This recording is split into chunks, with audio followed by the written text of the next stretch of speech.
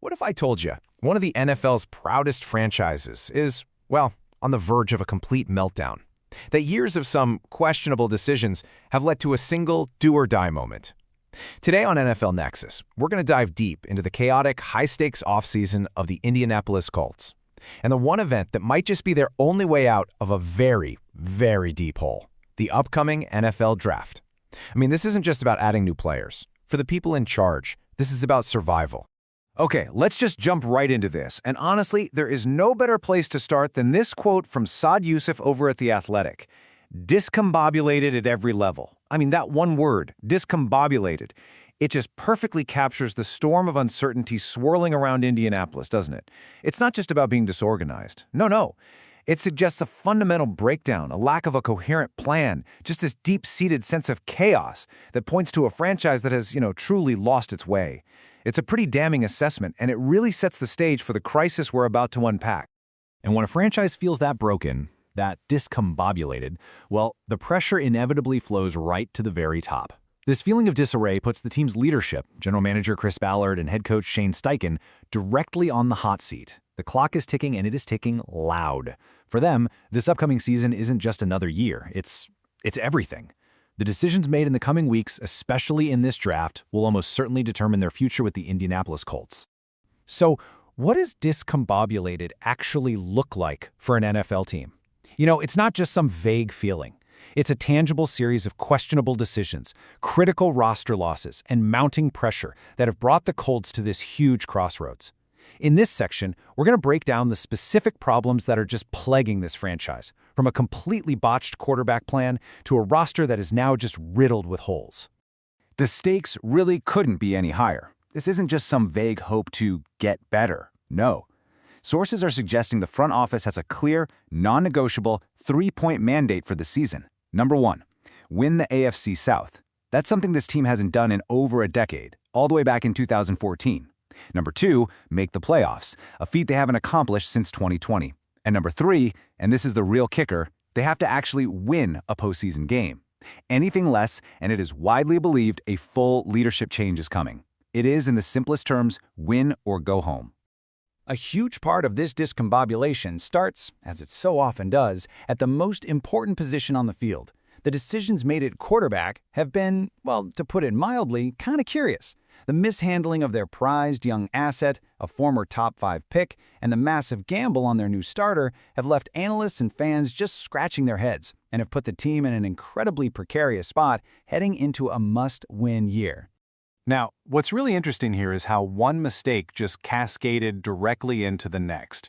The source material uses the exact phrase grossly botched to describe how the team handled its young, 4th overall pick, Anthony Richardson Sr. This failure in development, it wasn't just a simple setback, it fractured the relationship so badly that the team actually granted him permission to seek a trade. That move forced them into a corner, basically pigeonholing them into fully committing to their backup plan. And wow, what a backup plan it is. Let's just sit with this number for a second. $88 million over 2 years, with a staggering $50 million of that fully guaranteed. I mean, this isn't just a big contract. It's the largest 2-year contract in the history of the National Football League. This is the massive, all-in, no-turning-back investment the Colts made in Daniel Jones. A huge, franchise-altering gamble on a player who, as we're about to see, comes with a pretty significant list of red flags. So here's the crucial point, the context behind that record-breaking number. It's not just the money, it's who they're giving it to. Jones is coming off a season-ending Achilles tear, which is arguably one of the most difficult injuries for an explosive athlete to fully come back from. But it gets worse. Sources report he was actually playing on a fractured leg before that Achilles finally gave way. I mean, think about that. The leg was already compromised. And this isn't a one-off thing. It's part of a troubling pattern of injuries that have followed him throughout his 7-year career. That is a terrifying injury history for the player you just made the centerpiece of your must-win season. So let's keep going and see how this all builds. Because a quarterback, even a healthy one, can't win games all by himself. And this is where the problem in Indianapolis really deepens. While the front office was making that questionable, high-risk investment at QB, the rest of the roster was being hollowed out. Key departures in free agency have left these gaping holes on both sides of the ball, transforming areas of strength into major question marks. During free agency, Indianapolis didn't just lose bodies, they lost the pillars of their team. They watched veteran leaders, Pro Bowl-level talents, and the very core of their identity on both offense and defense just walk out the door. These weren't rotational depth pieces they let go. These were the foundational players that you build a roster and a culture around. And this table, man, it just brilliantly illustrates the sheer scale of that talent drain. Let's take a closer look, because each one of these stings. Michael Pittman Jr., their clear #1 receiver and safety blanket, he's gone to the Steelers. Braden Smith, their rock-solid starting right tackle, is now with a division rival, the Houston Texans. Ouch. Zaire Franklin, the heart and soul of their defense and a leading tackler, has been shipped to Green Bay. On top of that, Kwity Paye, a consistent starting defensive end, and Nick Cross, a starting safety, are also gone. We are talking about 5 key, starting-caliber players all out the door in a single offseason. So the crucial point here isn't just about who left. It's the clear and kind of alarming gap between the talent going out and the replacements coming in. Look at the defense, for example. They lost Zaire Franklin, a team captain and a legit tackling machine who was always among the league leaders. His replacement? Akeem Davis-Gaither. A nice player, sure, but someone who is widely considered a career backup, not an impact starter. They lost Kwity Paye, a reliable pass rusher. His replacements? Arden Key and Mikel Clements, a pair of solid veterans who are really just viewed as rotational depth pieces, not guys who are going to upgrade your pass rush. They've replaced stars with stopgaps, and that is a losing formula in the NFL. Okay, so let's recap. You have a depleted roster, a massive question mark at quarterback tied to a historic contract, and some really questionable free agent signings. All of that immense pressure to win now shifts entirely to one single event, the last chance, the final hope for this regime to save itself, the NFL draft. Everything, careers, the direction of the franchise, is riding on what Chris Ballard does over these 3 days. And here's the kicker.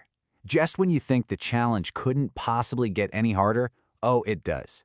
The Colts entered this absolutely critical, job-saving draft without their most valuable asset. They have no first-round pick, having traded it away. This makes an already monumentally difficult task of rebuilding on the fly, well, nearly impossible. This slide, it just defines their predicament perfectly. This is the grim reality for Indianapolis. They are being forced to bet their season and their jobs on later round draft picks, guys selected on Friday and Saturday, not just being good down the road, but stepping in from day one and become immediate productive starters. I mean, NFL GMs will tell you you are lucky if you hit on 1 or 2 solid starters from day 3 in a great year. The Colts need to hit the lottery multiple times, and that is a position no general manager ever wants to be in. So how can they possibly pull this off? Is there a path forward through all this mess? We're going to walk through one expert's complete 7-round mock draft that offers a potential, albeit incredibly narrow, blueprint for survival. If the Colts are going to save their season before it even starts, it might have to look something like this. Okay, let's dive into the picks. With their very first selection of the draft coming late in the 2nd round at number 47, the Colts waste absolutely no time. They immediately attack the massive, gaping hole left in the middle of their defense by the departure of team captain Zaire Franklin. They need a new general for the 2nd level of their defense, and they need him now. And with that pick, they select Anthony Hill Jr., the incredibly productive and athletic linebacker from Texas. Just look at these stats from his 2024 campaign in the SEC. They are absolutely phenomenal. 113 tackles. That shows he has a homing beacon for the football. 16.5 tackles for loss, an SEC high, means he's not just making tackles downfield, he's blowing up plays in the backfield. 8 sacks shows he can be a weapon on the blitz, and 4 forced fumbles, another SEC high, proves he's a turnover machine. This is the definition of elite, game-changing production.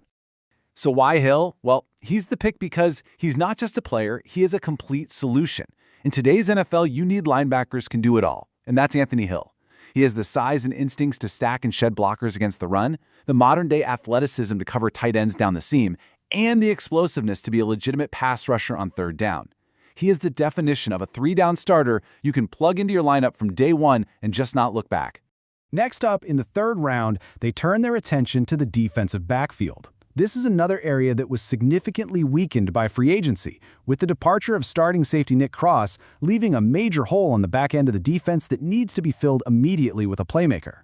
The choice is Lewis Moore, a local product from Indiana. And what's really interesting here is his nose for the football. He is a true ball hawk. 6 interceptions last season is a massive number at any level of football, and it shows he has that innate knack for creating turnovers, something the Colts defense desperately needs more of. And when you combine that with 90 tackles, you have a complete player who can patrol center field and come downhill to support the run, filling that immediate need at strong safety. All right, let's keep it moving. Now we jump to the offensive side of the ball in the 5th round. After losing their #1 target, Michael Pittman Jr., the Colts desperately need a new weapon for Daniel Jones. And here, deep on day 3, they find a potential draft day steal, a true physical marvel. This right here, this is the wow number of this mock draft for the Colts, 10.0. For those who don't know, Relative Athletic Score, or RAS, is a metric that compiles all of a player's combine measurements, height, weight, speed, jumps, and compares them to everyone at their position going back decades. A score of 10.0 is literally perfect. It means that Jeff Caldwell isn't just athletic. He is, by the numbers, one of the single most athletically gifted wide receiver prospects to ever enter the NFL draft. And this just brilliantly illustrates what that perfect score actually looks like in practice. Imagine you're a defensive coordinator. Caldwell has this rare, almost unheard of combination of elite size at 6'5" and elite blazing speed, running a 4.31 40. That is a matchup nightmare. He's too big for smaller cornerbacks and way too fast for bigger safeties. With 24 touchdowns over the last 3 seasons, he has the college production to back it all up and could be the perfect red zone threat to replace what they lost in Pittman. In the later rounds, the focus shifts to finding high-upside players to fill out the roster and address the remaining needs. In the 4th, they grab Romello Height, an athletic but undersized edge rusher from Texas Tech, to add some juice to the pass rush. In the 6th, they draft Travis Burke from Memphis, an absolute behemoth of an offensive tackle at 6'9", to add much-needed depth after losing Braden Smith. And in the 7th, they double-dip on defense, taking Cole Wisniewski, a huge and versatile safety who could even moonlight as a linebacker, and Khalil Jacobs, a developmental linebacker with elite traits, to close out their draft class. So, the draft is complete. They've added a promising class of rookies, full of athleticism and production. On paper, they have plugged some of their biggest holes, but now we have to go back to the central, franchise-altering question facing the Indianapolis Colts. They've patched the holes on paper, right? But will it hold up when the lights come on and the games actually count? Ultimately, everything we've talked about today comes down to this one single question. We've seen the problems, the discombobulated offseason, the high-risk QB situation, the exodus of star players, and we've seen the potential solutions in this mock draft. But is it draft class, however solid it might look, built entirely on day 2 and day 3 picks? Is that truly enough to overcome all those issues and save the jobs of the men in charge? That is the billion-dollar question in Indianapolis, and the answer is going to define the future of this franchise. So what did you think of this draft plan? Could it actually save the Colts? Let us know what you think down in the comments below. And hey, if you enjoyed this breakdown, please hit that like button and subscribe to NFL Nexus for more deep dives all season long.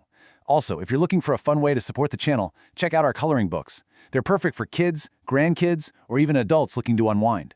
You can find them using the link in the description or by scanning the QR code on your screen now. Thanks for watching.